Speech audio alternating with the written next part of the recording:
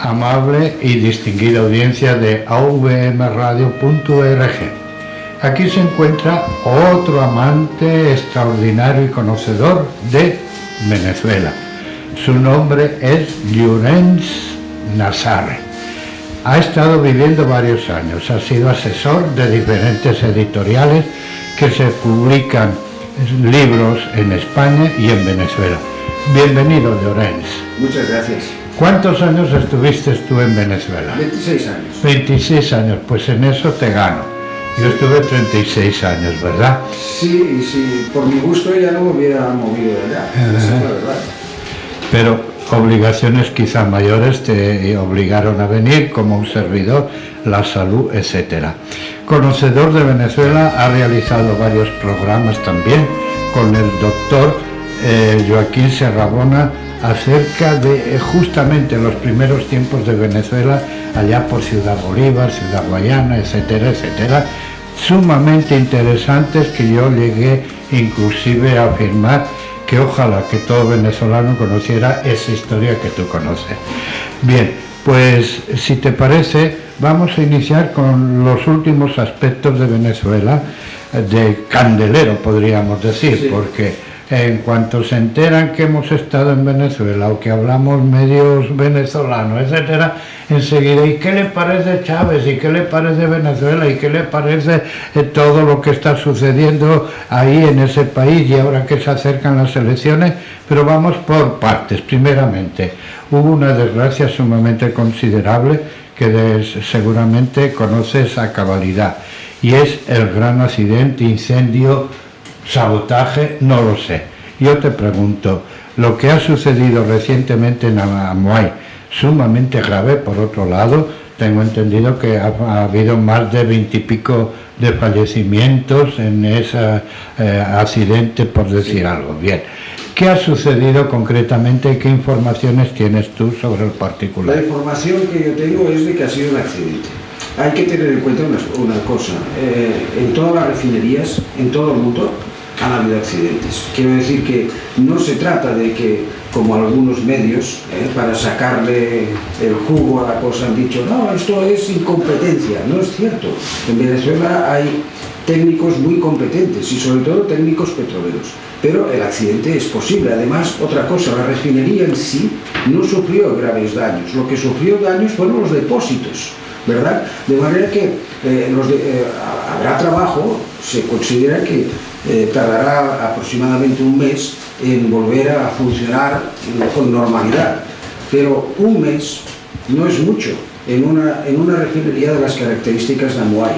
Tengan presente que es la segunda refinería más grande del mundo. Refina 600.000 barriles de petróleo diario, 600.000, o sea, mucho más que el consumo de España en un día. De manera que esto, a pesar de la gravedad del accidente, no hay que politizar el asunto. No ha sido un sabotaje, no ha sido una incompetencia, son accidentes fortuitos. Cualquiera, ¿qué diré yo? Supongo que allí nadie fuma, pero en un momento dado quizá algún despistado puede haber producido una chispa, puede ser también la chispa de un soldador, ¿verdad?, de hacer una reparación. Hay que saber, todavía no está claro porque hay una comisión investigadora y todavía no sabemos los resultados de esta comisión. Se supone que dentro de unos días dictaminarán lo sucedido. Me parece extraordinario este criterio de insistir en que ha podido ser y que seguramente ha sido un accidente, porque los comentarios que ha habido han sido muy variados, sí. Y los que conocemos Venezuela tenemos que decir dos cosas: que ciertamente Venezuela ya hace muchos años que está sumamente politizado, por un lado. Segundo, que al mismo tiempo que está politizado, pues eso influye también en la industria petrolera, que duda cabe. Servidor, por ejemplo, en mi parroquia, pues había 3 grandes ingenieros competentes y petroleros, y porque no eran de partido tuvieron que marchar de Venezuela y están en Arabia Saudita, etcétera, etcétera, con muy buenos sueldos, muy bien considerados, y uno de ellos concretamente muy amante de su país, extraordinario, ingeniero petrolero, ingeniero geológico en Estados Unidos, que mientras hacía esta especialidad y a la Marina norteamericana lo quería contratar con un soldazo establecido, y dijo que no, porque él quería su Venezuela.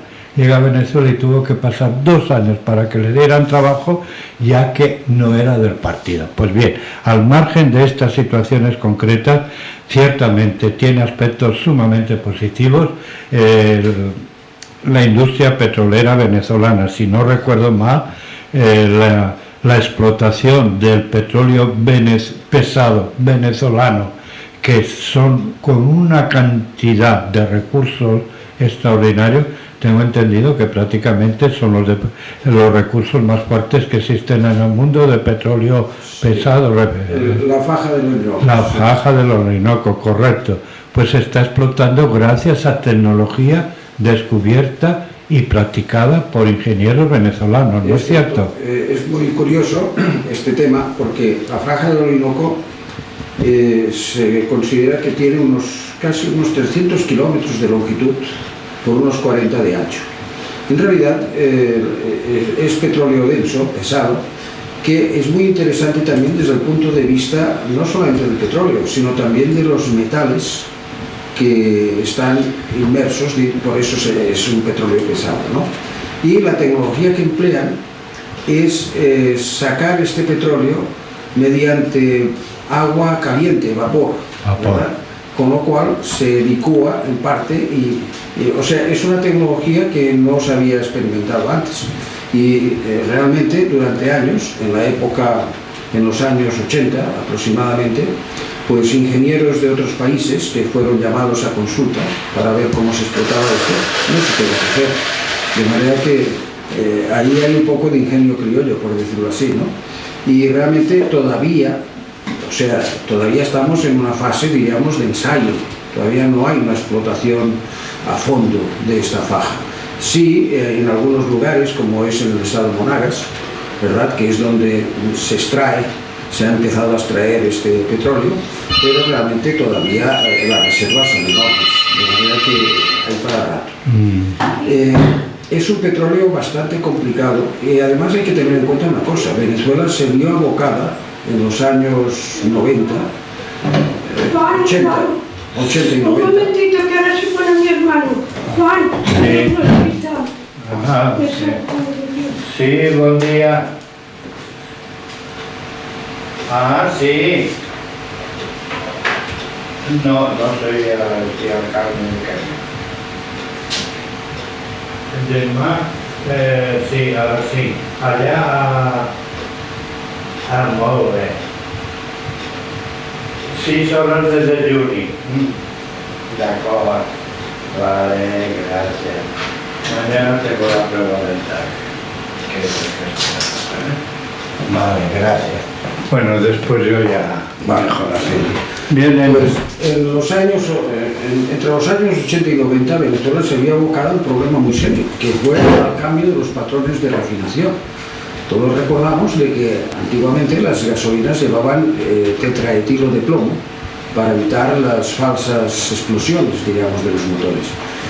Cuando se hizo la gasolina sin plomo, pues lógicamente Venezuela tuvo que cambiar todos los patrones de refinación, y esto llevó un coste enorme, y además la paralización durante un tiempo, mientras no se adoptaban los patrones de refinación para la gasolina sin plomo actual, pues, o sea, una paralización de la actividad, ¿no?, y comercial. De manera que no deja de ser sintomático el que Venezuela en esos años tuvo que hacer unas inversiones muy fuertes.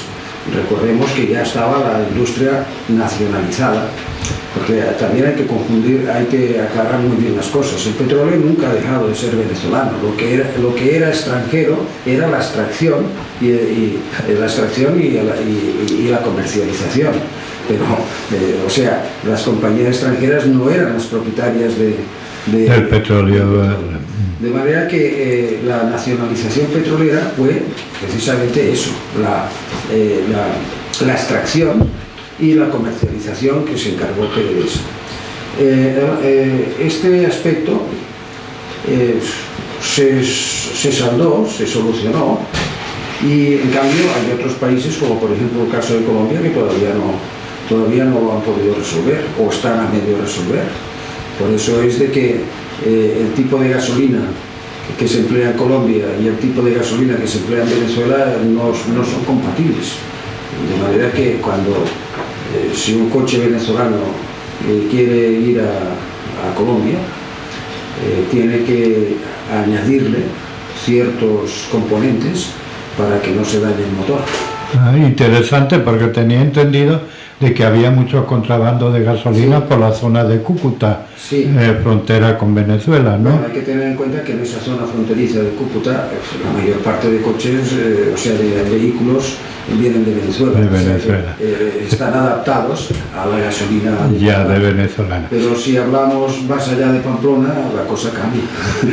Pues como ven, amigos radioyentes, el gran conocedor de Venezuela, Llorens, lo conoce de verdad.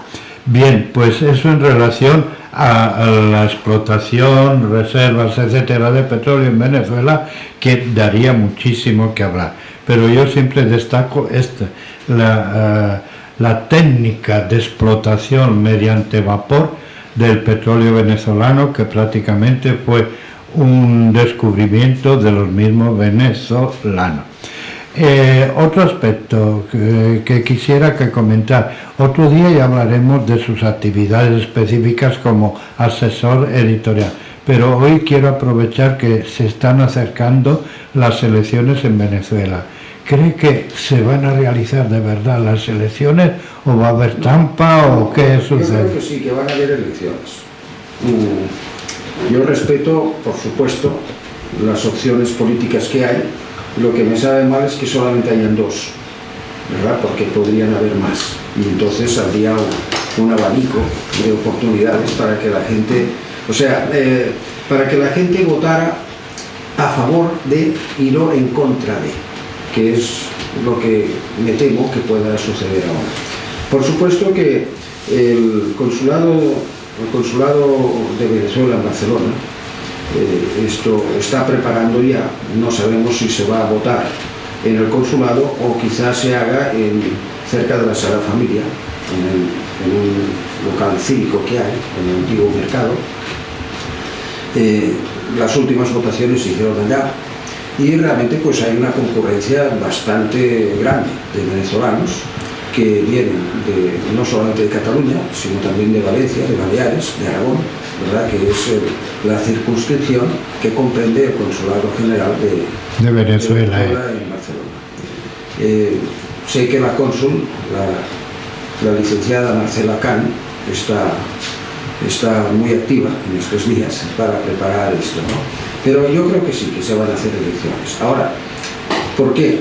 ¿Por qué estoy seguro? Por una razón.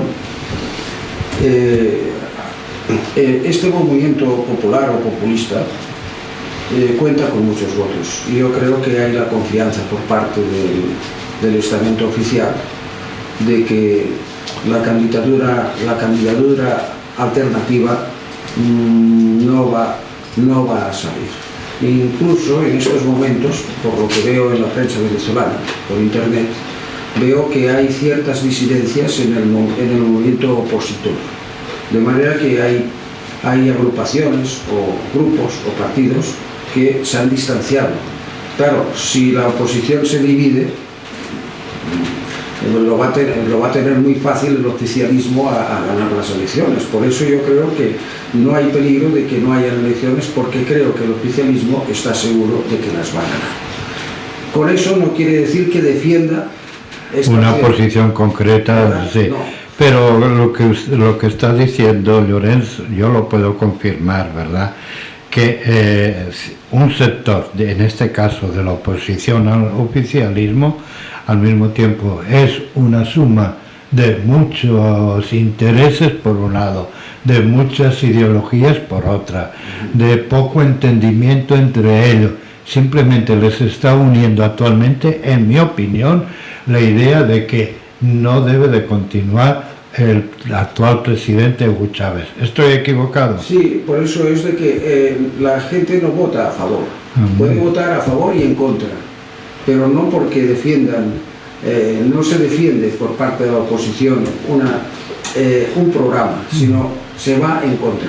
Y esto, claro, no siempre da resultados. Y esta oferta del presidencialismo, presentándose de nuevo el presidente Hugo Chávez, obedece a su deseo, a su historial, a su considerarse una especie del nuevo Bolívar, o obedece a que, dado su estado de salud, pues puede prever que no le queda mucho tiempo de vida y quiere dejar a alguien de su ideología, ¿no? Pero no sé quién hay, alguien.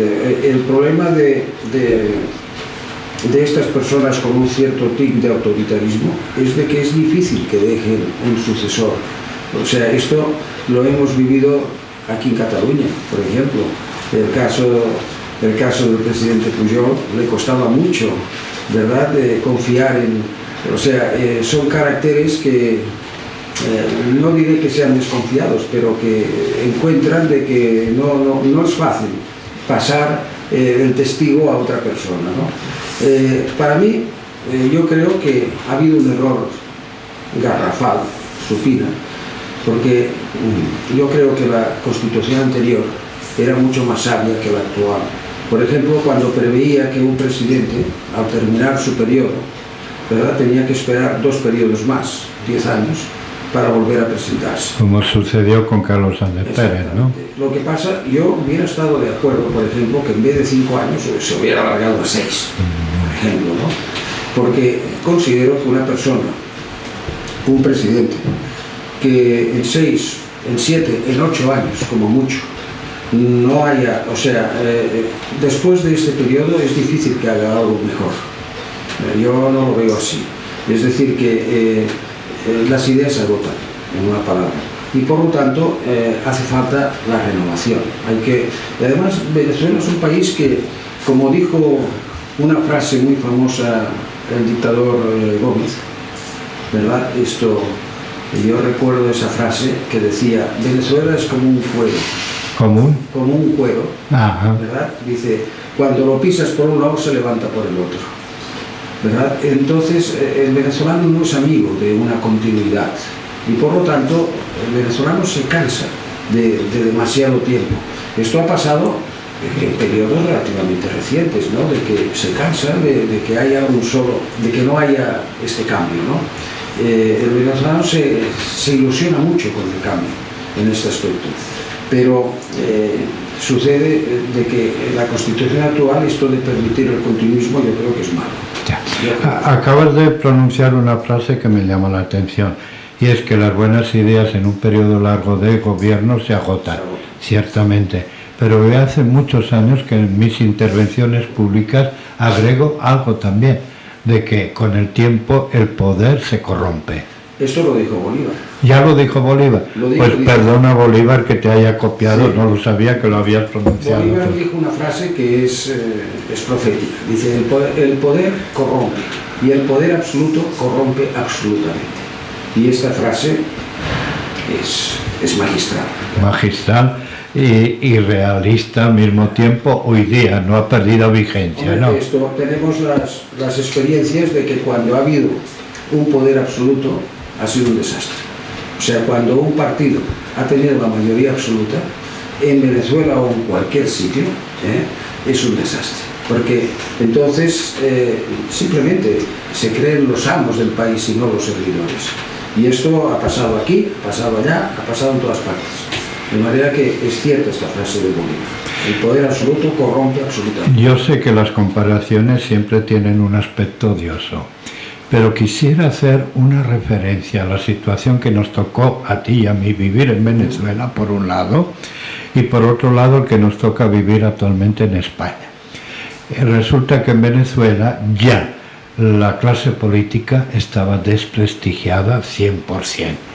De aquí el éxito que tuvo el presidente actual, Hugo Chávez, presentando una bandera de que esos aspectos tan negativos que estaba viviendo el ciudadano por esa especie de corrupción, digamos, político-partidista, ¿no se está produciendo algo semejante actualmente en España?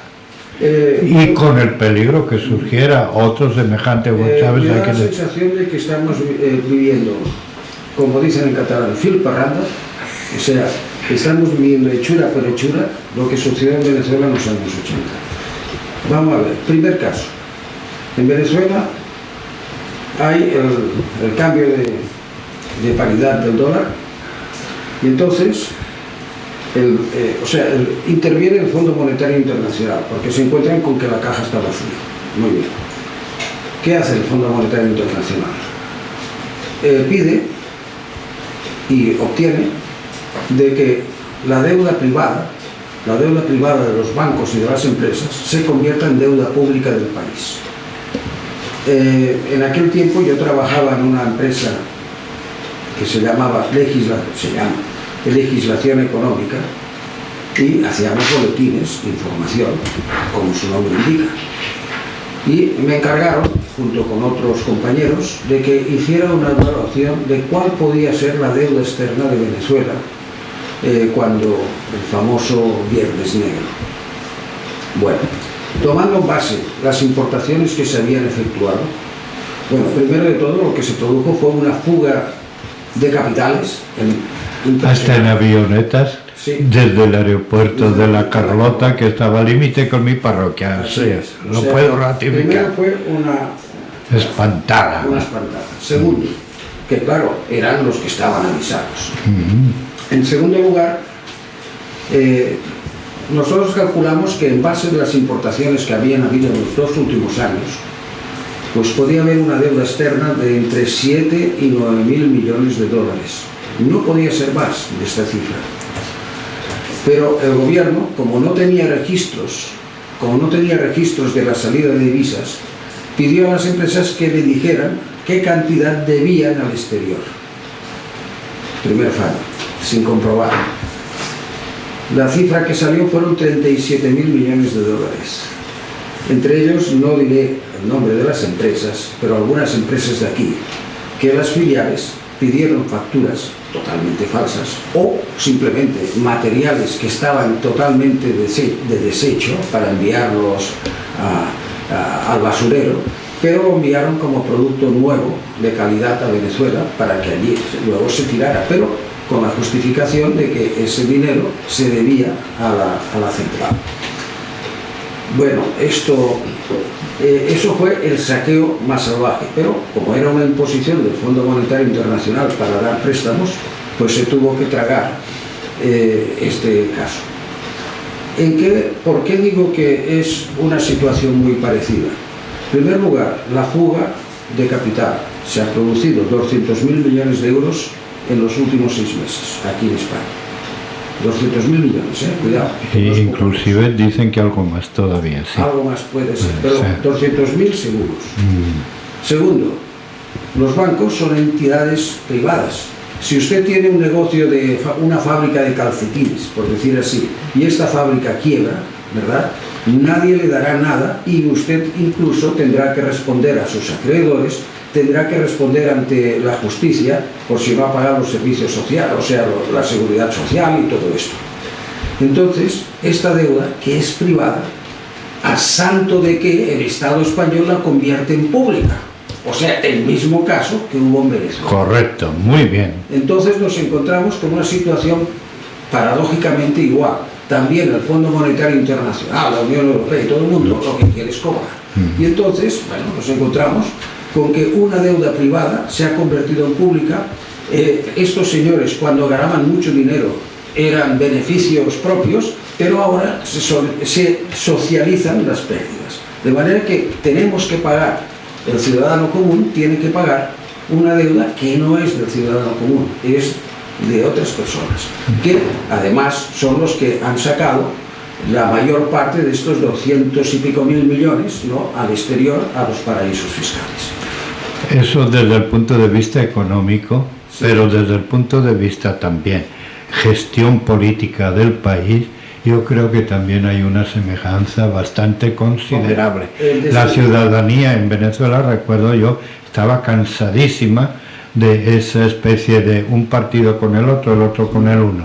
Algo semejante está ocurriendo aquí, y la ciudadanía, la casta política como le decimos, pues está cansado también. Pero con un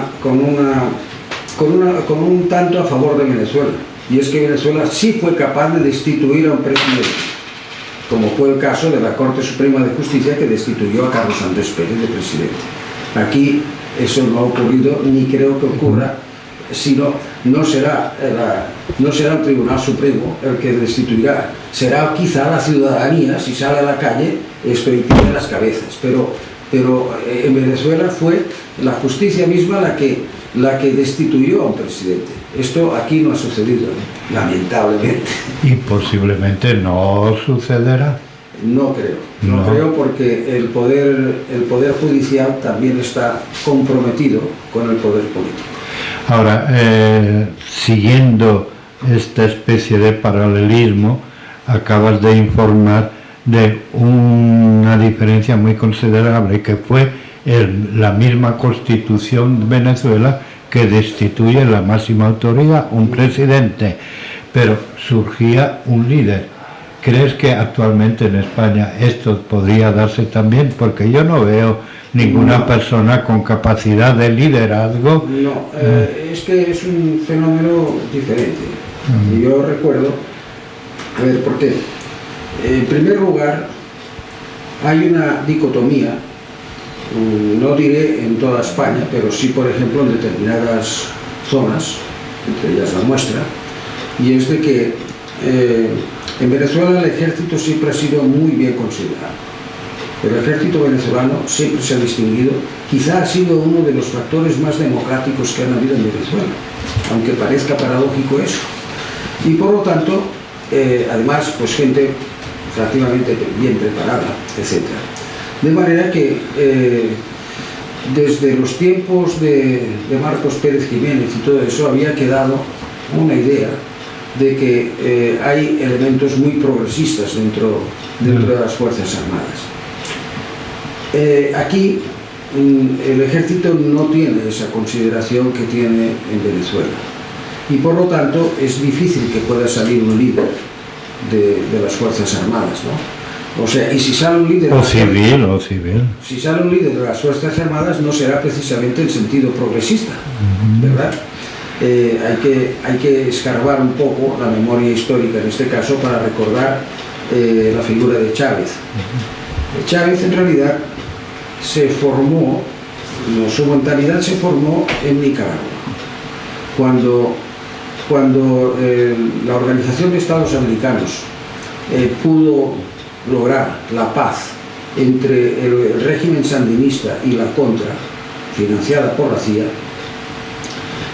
Venezuela fue llamada a intervenir en las fuerzas de pacificación, o sea, en las fuerzas para controlar el orden y sobre todo para que se respetaran los acuerdos de paz. Y Chávez fue el comandante de esta brigada venezolana que estuvo en Nicaragua. Entonces ahí, de alguna forma, yo creo que hubo un cierto contagio, ¿verdad?, con la realidad sandinista y la realidad, digamos, de la Contra, que estaba financiada por la CIA. De manera que hay que entender un poquito este proceso mental que posiblemente arrastró en aquel tiempo a la idea de que el capitalismo salvaje no era la vida adecuada. De todas formas diría que claro, Chávez se convirtió en un héroe popular con el alzamiento contra Carlos Andrés, porque la gente daba la sensación de que estaba esperando algo así en Venezuela. Estaban esperando un Mesías, por decirlo así, ¿no? Y Chávez supo interpretar este papel de Mesías, de nuevo Bolívar, y la gente por eso es que lo siguió en ese momento. De manera que yo creo que, yo creo que hubo este apoyo popular, ¿no?, en aquel tiempo. Y realmente durante los 2 o 3 primeros años la gestión de él fue bastante interesante. Yo por eso digo que un dirigente no tiene que agotar, no tiene que estar demasiado tiempo porque agota las ideas. Al principio, por ejemplo, con la misión bolivariana, sobre todo, y con todos los programas sociales que hubo, pues se pudo, no diré erradicar, pero sí disminuir el hambre. Porque el problema que había cuando asumió el poder es que la gente estaba pasando verdaderamente el 60% por lo menos de la población, correcto. Hambre, Y recuerdo que en los programas nocturnos interactivos que realizaba, tuve que denunciar que mamás tenían que dar a sus niñitos arroz, el agua del arroz hervido para que el niño pensara que era leche. A esos extremos se llegó en un país tan rico. Bien, pero aquí se está haciendo un cierto paralelismo con lo que está sucediendo en España, porque vamos camino de, quizá no tan exagerado como entonces, ¿no? Que la gente tenía que comer las concretas de perro para tener proteínas. Correcto. Quizá no hemos llegado a ese extremo, pero ojo. Sí, estamos realizando en esta emisora justamente una serie de programas con personas que tenían una vivienda, se han quedado, que tienen que dormir en la calle y están viviendo de lo que realmente pueden recoger de limosna, de instituciones oficiales, privadas, etcétera, y eso lo conoces tú bien como voluntario de Cáritas, ¿verdad? Pues parece mentira, pero sin querer o queriendo hemos llegado a este extremo de paralelismo también. Y antes de concluir, que ya está venciendo el tiempo, Llorens, quisiera ratificar algo que has dicho, que el ejército venezolano, en aquel entonces, al menos en nuestro tiempo que conocimos, pues tenía un sentido democrático. En aquel entonces un servidor, pues me llamaron a estar internado en un cuartel cuando las elecciones que perdió Raúl Leoni, y el comandante del cuartel no durmió durante 3 noches y haciendo guardia con todo su personal porque había llegado informaciones que un sector estaba propiciando una especie de, como diría yo, de distracción popular invadiendo Guyana, y él dijo que no, y él tenía la fuerza militar, y me consta, porque yo estaba allá adentro, que pasaba las noches y los días justamente en el patio de ese cuartel, dispuesto a salir a la calle a defender el resultado de las elecciones, aunque él era de esa tendencia justamente. Bien, pues si te parece bien, Llorens, otro día seguiremos hablando de estas cosas que nos preguntan en la calle y que quisieran saber, porque ha habido muchos españoles que han vivido y residido en Venezuela y siguen viviendo y residiendo en Venezuela, otros que han regresado, etcétera. Y tocaremos un tema que medio lo has insinuado. Parece que la economía, quieras que no, aparte y al margen de la política, ha ido mejorándose y superándose, por lo menos mejorando en Venezuela concretamente, ¿verdad? Venezuela es un país rico en este aspecto, ¿no? Tiene recursos naturales impresionantes, ¿no? Lo que pasa es que, claro, hay un chiste que es criollo, o sea que a mí me asombra de que el venezolano es capaz de burlarse de sí mismo, ¿no? Y es bueno, porque eso quiere decir que tiene una mente muy abierta, ¿no? El chiste dice que va Papa Dios y San Pedro distribuyendo por el mundo las riquezas. Y bueno, entonces dice Papa Dios, mira aquí, porque esta es la expresión más típica de Venezuela, Papa Dios, ¿no? Dice, mira, aquí vamos a dejar carbón, aquí otro les vamos a dejar hierro, aquí les vamos a dejar diamantes, aquí les vamos a dejar aluminio, tal. Pero el hombre, pues, o sea, el Papa Dios se cansa y dice, bueno, ¿sabes qué? Agarra el saco y lo vacía en lo que luego será Venezuela. San Pedro dice, oye, Papa Dios, no es justo, a vosotros les has dado algo, pero aquí les has dado de todo. Y Papa Dios se rasca la cabeza y dice, oye, tienes razón. Dice, sí, no es justo eso. Dice, bueno, para compensarlo crearemos el venezolano. Pues es una versión de otras muy semejantes que los mismos venezolanos cuentan. Ya los contaremos en otro día. Amigos radio oyentes, si quieren pueden dirigir sus preguntas aclaratorias a la emisora directamente o a jmorera@avmradio.org o a Llorens, cuyo correo electrónico es Nasarre, es mi apellido, ¿no? Nasarre Viarge, con B de Barcelona y G de Gerona, Nasarre, Viarge, @hotmail.online. Pues ya lo saben. Y gracias por esta entrevista, este diálogo, podríamos decir, ¿verdad? Que continuaremos otro día. Un fuerte abrazo, amigos radio oyentes.